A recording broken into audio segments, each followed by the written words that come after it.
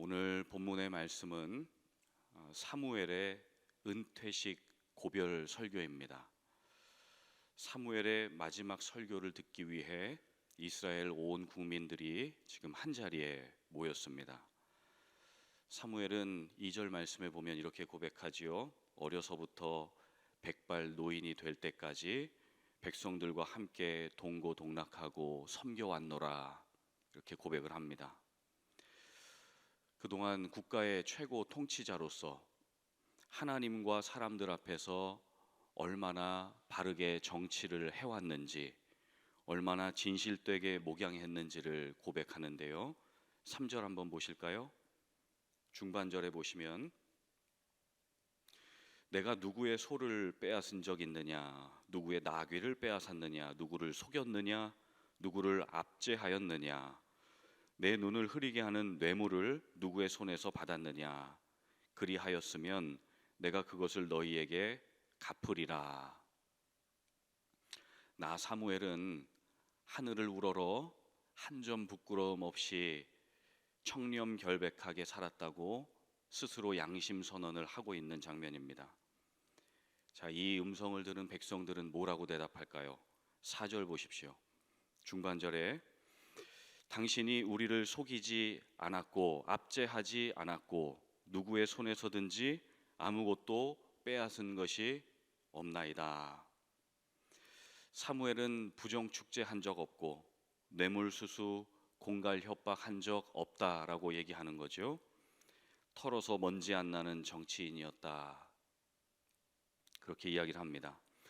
언뜻 보면 은퇴 청문회 같기도 하고 생애 마지막 설교인데 하나님을 높이지는 않고 너무 자기 자랑만 하는 것 아닌가, 그런 생각이 들기도 합니다. 그런데 우리가 아는 사무엘은 그런 사람이 아니지요. 그는 이스라엘의 마지막 사사로서 왕이 없는 혼란스러운 시대에 방향을 제시하는 리더였지요. 선지자로서 하나님의 말씀을 대언하며 하나님의 말씀을 삶으로 보여주는 사람이었습니다. 제사장으로서 예배를 집례하며 백성들과 하나님과의 관계 회복에 힘쓰는 신실한 영적인 지도자였습니다. 사무엘은 왕으로 부름받지는 않았지만 이스라엘 사회에 있어서 왕은 하나님을 대변하고 하나님의 공의로우심과 그의 뜻을 보여주는 솔선수범의 자리였기에 부담이 컸습니다. 그런 이유로 오늘 이 은퇴식의 자리를 빌어서 자신의 삶을 통해 하나님이 하신 일과 하나님의 역사를 변증적으로 설교하고 있는 것입니다. 사무엘은 하나님을 생각나게 하는 인물이었죠. 사무엘을 볼 때 백성들은 하나님을 보았습니다. 이런 이유로 우리 자녀들 이름 중에도 샘이 많죠. 샘, 세뮤얼. 자녀들 샘이 없으신가요? 저희 아들 이름은 물론 샘이 아니라 조슈아인데 교회 학교 선생님들이 처음에 자시가 그러는 줄 알고 제가 깜짝 놀랐습니다. 잘 들어보니까 자슈아 하는 거를 제가 잘못 들은 거죠. 오늘 이 은퇴식에 모든 시민들이 모였고 초대 왕이 될 사울이 그곳에 자리하고 있습니다. 이 부담스럽고 중요한 자리에서 연설을 하는 사무엘, 지금 어떤 심정일까요? 백발이 될 때까지 수고했으니까 이제 사사연금 받아서 성지순례하고 여행 다니면서 편하게 지내야 되겠구나. 아니지, 내 후임으로 사울이 세워지도록 기름을 붓는 내 임무가 다 끝났으니까 이제 팔짱 끼고 옆에서 사울이 어떻게 하는지 지켜보면 되겠구나. 사무엘이 국가의 원로로서 정말 하고 싶은 말은, 그가 하고 싶은 설교의 본론은 이것입니다. 모든 이스라엘 백성들이여, 우리가 진정으로 섬길 왕은 애굽에 있는 땅에 있는 왕이 아닙니다. 우리가 섬길 왕은 이곳 약속의 땅 가나안까지 인도하신 하늘의 하나님 여호와이십니다. 그러니 애굽의 왕이 아닌 하늘의 왕을 기억하십시다. 사무엘은 애굽 왕과 여호와 왕을 대조적으로 설명합니다. 왜 그럴까요? 백성들이 계속해서 애굽에서 거주했던 삶을 그리워하고 있기 때문입니다.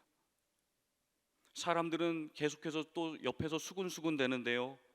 비록 애굽의 바로 왕은 폭군이었지만 그는 왕이 아니었는가? 왕이 있으니 이집트 경제가 부유했지, 국가 도산의 위기는 없었지.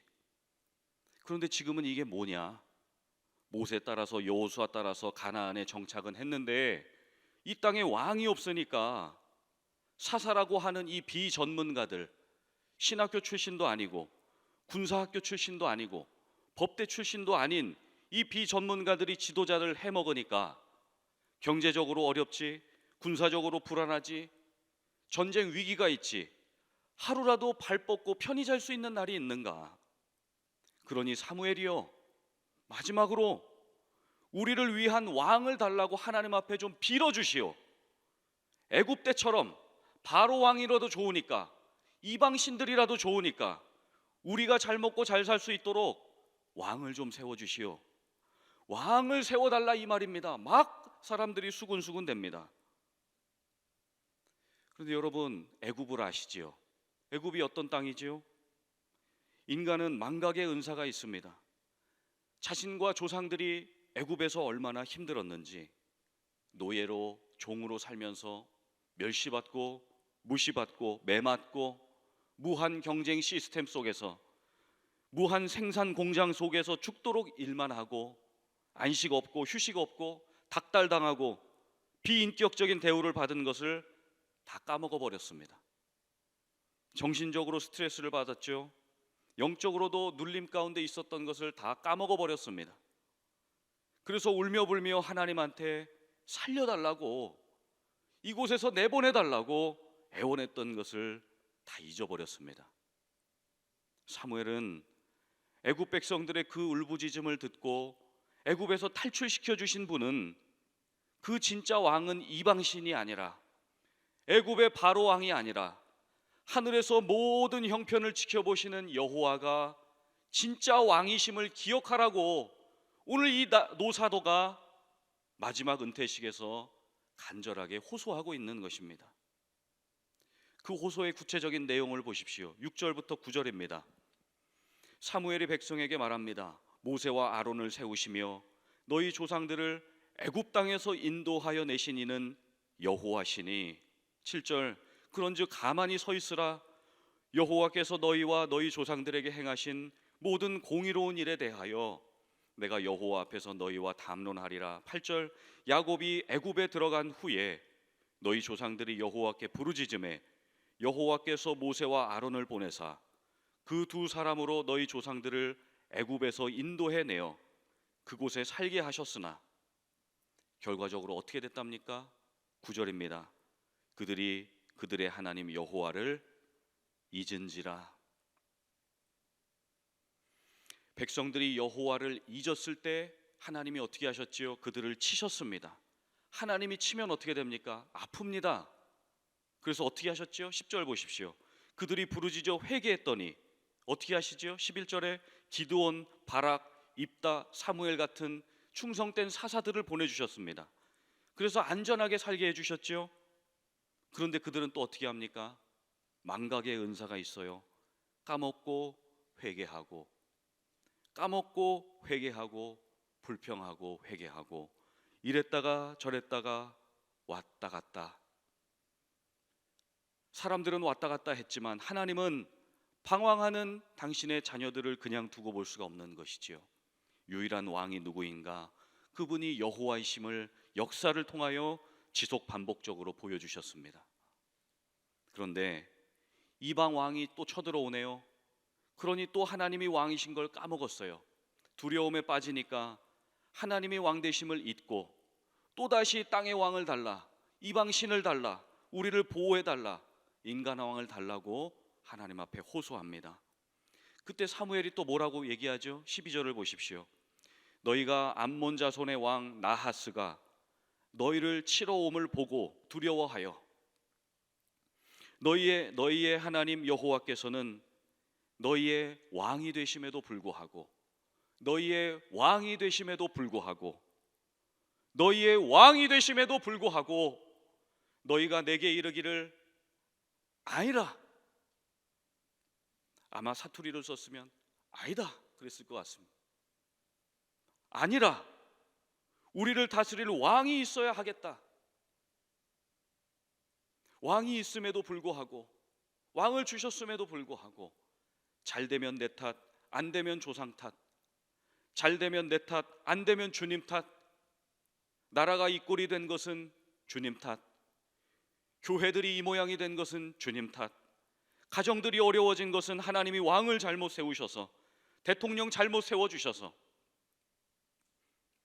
여러분, 그렇다고 하나님이 없는 것 아니지 않습니까? 하나님이 무덤 속에 계신 것은 아니지 않습니까? 우리도 저들처럼 탓하는 것이 습관이 될 때가 있습니다. 네 탓, 국회의원 탓, 대통령 탓, 교회를 생각할 땐 목사 탓, 전도사 탓, 장로 탓, 순장 탓, 가정에서는 남편 탓, 아내 탓, 아이들 탓, 이 모든 것이 주님 탓. 정작 내 자신을 탓하고 일기라도 쓰면서 나를 성찰하고 돌아본다면 영적으로 성숙할 수 있는 기회들이 주어질 수도 있습니다. 사무엘은 지금 너무 가슴이 아픈 것 아니겠습니까? 조상 때부터 지금까지 백성들은 하나님의 왕되심을 잊어버리고 또 잊고 또다시 왕을 달라고 헛소리를 할까봐 너무 가슴이 아픈 것입니다. 그런데 우리 하나님 어떤 분이시죠? 사무엘의 걱정과는 달리 하나님은 또 인자와 자비가 너무나 무궁하셔서 백성들의 요청을 다 받아주시네요. 사무엘은 지금 은퇴하지만 사울을 초대 왕으로 세워주십니다. 우리가 알듯이 사울은 지도자로서의 역할을 감당하지 못했습니다. 초대 왕감이 아니었습니다. 스스로 목숨을 정리해버렸습니다. 그러나 하나님은 이 구원 역사 구속사의 백성들을 그냥 두시지 않고 2대 왕 다윗을 세워주십니다. 다윗을 통해 왕정국가를 세우시고 그 다윗을 통해 여호와 하나님만이 왕으로 자정하시고 백성들을 통치하시는 신정국가를 세우십니다. 그리고 다윗의 후손으로 온 열방의 왕이신 예수 그리스도의 오실 길을 예비해 주십니다. 예수님은 성경의 예언대로 다윗의 후손으로 오셨지요. 또 성경의 예언대로 온전한 우리의 구원을 위해 이제 다시 오십니다. 주님 오시는 그때와 그 시간은 어느 누구도 알 수가 없습니다. 그런 것을 알려주는 곳에 절대 가지 마십시오. 우리는 주님 오심을 기다리며 등불을 켠 신부들처럼 신랑의 오심을 기대하고 기다려야 합니다. 왕이 오실 대로를 영적으로 준비해 드려야 됩니다. 마지막 때를 살아가는 오늘 우리의 유일한 소망은 왕이신 우리 주 예수 그리스도, 하나님 아버지, 우리의 하나님, 우리를 통해 높임을 받으시고 영광을 받으시옵소서. 왕이신 나의 하나님,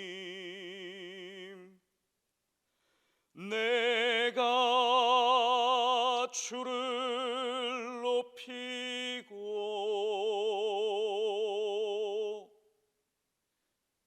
영원히 주의 이름을 송축하리이다.